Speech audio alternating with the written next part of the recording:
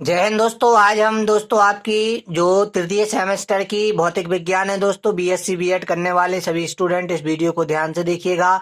जो आपका तृतीय सेमेस्टर की भौतिक विज्ञान है दोस्तों, आज हम इसकी यूनिट 1 का अध्ययन करेंगे दोस्तों। जो आपकी इकाई 1 है ज्यामिति प्रकाश की, उसका हम अध्ययन करेंगे दोस्तों BSc BEd second year third semester की दोस्तों बुक का हम पहला अध्याय पढ़ेंगे दोस्तों। पहली यूनिट ज्यामिति प्रकाश की। ध्यान रखें दोस्तों, आपके प्रत्येक यूनिट से 17 नंबर के प्रश्न आना है। ठीक है दोस्तों, तो ध्यान से आप तैयारी कीजिएगा ताकि आपके अच्छे से तैयारी हो जाए और नंबर आपके अच्छे आए। ठीक है दोस्तों, तो आज हम यूनिट 1 पढ़ेंगे ज्यामिति प्रकाश की। समझेंगे दोस्तों ज्यामिति प्रकाश की क्या कहलाती है और इसका हमें अध्ययन किस तरीके से करना है, इसके महत्वपूर्ण प्रश्न क्या है, इसके महत्वपूर्ण टॉपिक क्या है, हम सब चीजों का अध्ययन इस वीडियो में हम करेंगे। ठीक है दोस्तों, तो इस अध्याय का ये पहला वीडियो है, इसकी हम तैयारी करना शुरू करते हैं। ठीक है, तो चलिए फिर सबसे पहले हम इसी ज्यामिति प्रकाश की को समझते हैं कि ये ज्यामिति प्रकाश की क्या है। तो मेरे भाई देखिएगा, सबसे पहले ज्यामिति प्रकाश की समझने से पहले हम ये समझते हैं कि पहले प्रकाश की क्या होती है। जो आपकी बुक का टाइटल है ना दोस्तों, ये प्रकाश की क्या होती है पहले हम ये समझ लेते हैं। उसके बाद दोस्तों हम ज्यामिति प्रकाश की समझेंगे। तो दोस्तों देखिए, जो आपकी प्रकाश की है क्या है दोस्तों, विज्ञान की वह शाखा है जिसके अंतर्गत प्रकाश से संबंधित परिघटनाओं जैसे दोस्तों परावर्तन, अपवर्तन, ध्रुवण, व्यतिकरण, विवर्तन, इन सभी का आप दोस्तों इसी यूनिट में अध्ययन करोगे, इसी बुक के अंतर्गत। है ना दोस्तों, जितनी जो आपकी यूनिट है, यूनिट 1 2 3 4 5, इसमें इन सभी घटनाओं का अध्ययन आप समझोगे। परावर्तन, अपवर्तन, ध्रुवण, व्यतिकरण, विवर्तन। ठीक है दोस्तों, इन सबका आपको अध्ययन करना है। तो कहने का मतलब क्या है दोस्तों, कहने का मतलब क्या है कि विज्ञान की वह शाखा जिसके अंतर्गत प्रकाश से संबंधित परिघटनाओं जैसे परावर्तन, अपवर्तन, ध्रुवण, व्यतिकरण, विवर्तन आदि का अध्ययन किया जाता है, प्रकाश की कहलाती है। दोस्तों बहुत सिंपल डेफिनेशन है, कुछ आपको इसमें ज्यादा याद ही नहीं करना है। बस आप ये लिखिएगा कि विज्ञान की वह शाखा जिसके अंतर्गत प्रकाश से संबंधित परिघटनाओं जैसे परावर्तन, अपवर्तन, ध्रुवण, व्यतिकरण, विवर्तन आदि का अध्ययन किया जाता है, प्रकाश की कहलाती है। ठीक है दोस्तों, प्रकाश की आप समझ गए क्या कहलाती है। अब दोस्तों हम इसकी शाखाएं समझते हैं, प्रकाश की मुख्य शाखाएं क्या होती हैं। तो दोस्तों हम आपके लिए बता दें, प्रकाश की मुख्य 2 शाखाएं होती हैं, एक किरण प्रकाश की, दूसरी दोस्तों तरंग प्रकाश की।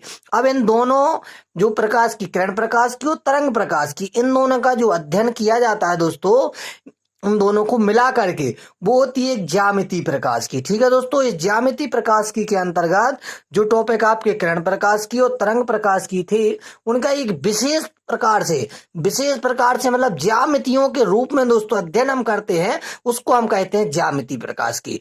मतलब यदि आप इस तरीके से देखा जाए तो प्रकाश की 3 मुख्य शाखाएं हो गई, एक दोस्तों किरण प्रकाश की, दूसरी तरंग प्रकाश की, तीसरी दोस्तों ज्यामिति प्रकाश की। ठीक है दोस्तों, अब हम समझते हैं सबसे पहले किरण प्रकाश की क्या कहलाती है। तो दोस्तों देखिए, किरण प्रकाश की क्या कहलाती है, भौतिकी की वह शाखा जिसके अंतर्गत प्रकाश की किरण के रूप में को मानकर परावर्तन, अपवर्तन, विक्षेपण परिघटनाओं का अध्ययन किया जाता है। हमारे कहने का मतलब ये है दोस्तों कि प्रकाश सीधी रेखा में गमन करता है। आप चीज को ये पता होगी दोस्तों कि प्रकाश क्या करता है, सीधी रेखा में गमन करता है।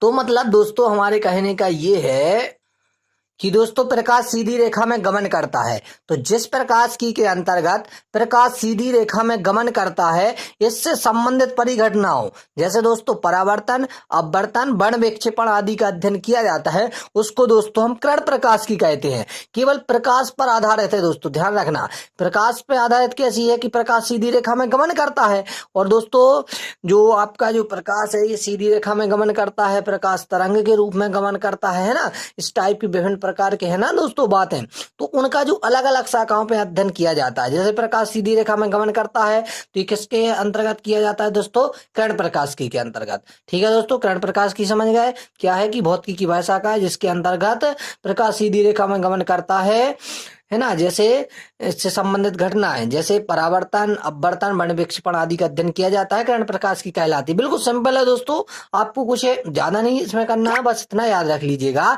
कि भौतिकी की वह शाखा जिसके अंतर्गत प्रकाश का किरण के रूप में या किरण के रूप को मानकर परावर्तन, अपवर्तन, विक्षेपण आदि परिघटनाओं का अध्ययन किया जाता है, उसे हम क्या कहते हैं दोस्तों, किरण प्रकाश की कहते हैं। ठीक है, तो ये किरण प्रकाश की आप समझ गए। इससे पहले हमने आपके लिए प्रकाश की बताया, उसके बाद हमने क्या बताया आपके लिए किरण प्रकाश की।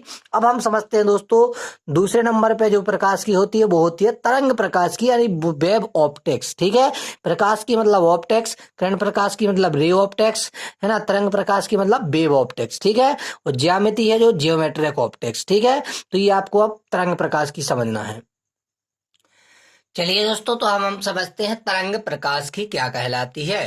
तो दोस्तों इसके अंतर्गत हम क्या करते हैं दोस्तों, प्रकाश का अध्ययन इस आधार पर किया जाता है कि दोस्तों प्रकाश तरंग के रूप में एक स्थान से दूसरे स्थान तक गमन करता है।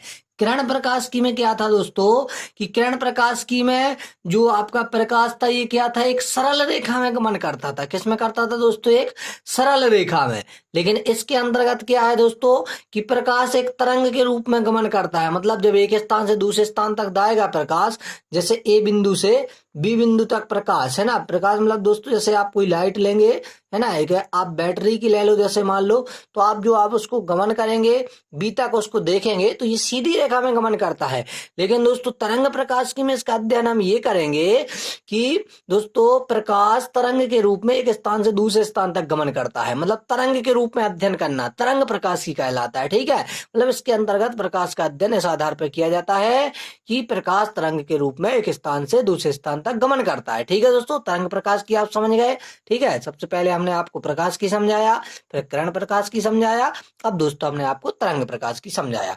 अब दोस्तों आपकी जो तीसरे नंबर पे है वो है दोस्तों आपकी ज्यामिति प्रकाश की, जिसका आपको दोस्तों इस यूनिट में अध्ययन करना है और इसी पे आधारित पूरी की पूरी आपकी ये यूनिट रहेगी, यूनिट 1 ज्यामिति प्रकाश की। अब हम समझते हैं दोस्तों ज्यामिति प्रकाश की क्या कहलाती है। तो दोस्तों ज्यामिति प्रकाश की क्या कहलाती है कि इसके अंतर्गत दोस्तों हम क्या करते हैं, प्रकाश का सरल रेखीय गमन, परावर्तन नियम, अपवर्तन नियम का अध्ययन किया जाता है। मतलब इनका तीनों को मिला करके प्रकाश का सरल रेखा में गमन करना, परावर्तन नियम, अपवर्तन नियम, इन सब का हम अध्ययन करते हैं ज्यामिति प्रकाश की के अंतर्गत। मतलब इसके अंतर्गत प्रकाश का सरल रेखीय गमन, परावर्तन नियम, अपवर्तन नियम का अध्ययन किया जाता है, वो आपकी ज्यामिति प्रकाश की कहलाती है।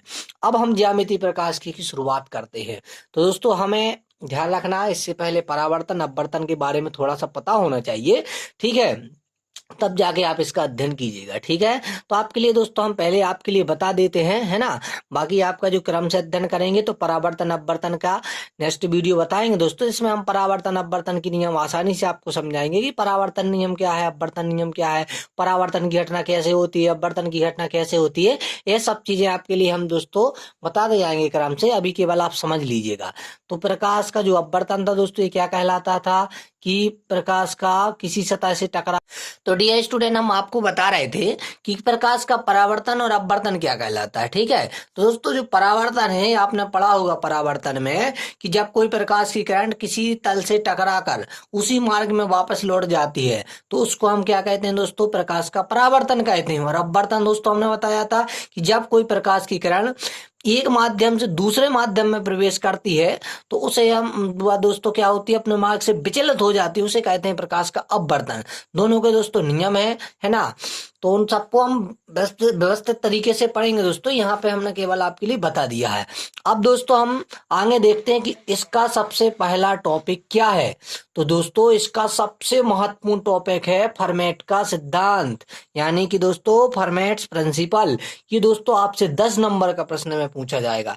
10 अंक के क्वेश्चन के लिए सबसे महत्वपूर्ण दोस्तों फर्मेट का सिद्धांत, है ना। तो आप दोस्तों इसके बारे में ध्यान से समझिएगा, अभी आपके लिए इसको बारे में हम बताते हैं। तो दोस्तों फर्मेट का सिद्धांत देखिए क्या था। फर्मेट का सिद्धांत, फर्मेट का सिद्धांत कहता था दोस्तों कि सन 1658 ईस्वी में वैज्ञानिक फर्मेट ने एक नियम प्रतिपादित किया जिसे फर्मेट सिद्धांत कहा जाता है। इस सिद्धांत के अनुसार दोस्तों एक प्रकाश की किरण एक बिंदु से दूसरे बिंदु तक जाने में, एक बिंदु से दूसरे बिंदु तक जाने में सीधे हो जावे, चाहे दोस्तों वो परावर्तन की बात जावे या फिर दोस्तों अपवर्तन की बात जावे। मतलब हमारे कहने की ये दोस्तों कि एक बिंदु से दूसरे बिंदु तक जाने में सीधे अथवा परावर्तन अपवर्तन के बाद उस प्रकाश ये मार्ग का अनुसरण करती है दोस्तों, उस प्रकाश ये मार्ग का अनुसरण करती है जो तय करने में लगा समय न्यूनतम अथवा अधिकतम होता है। मतलब दोस्तों उसी मार्ग का अनुसरण करेगी जिसको तय करने में उसका लगा समय न्यूनतम अथवा अधिकतम होता है। अभी दोस्तों आपको ये चीजें समझ में नहीं आई होगी कि हमने क्या कहा है।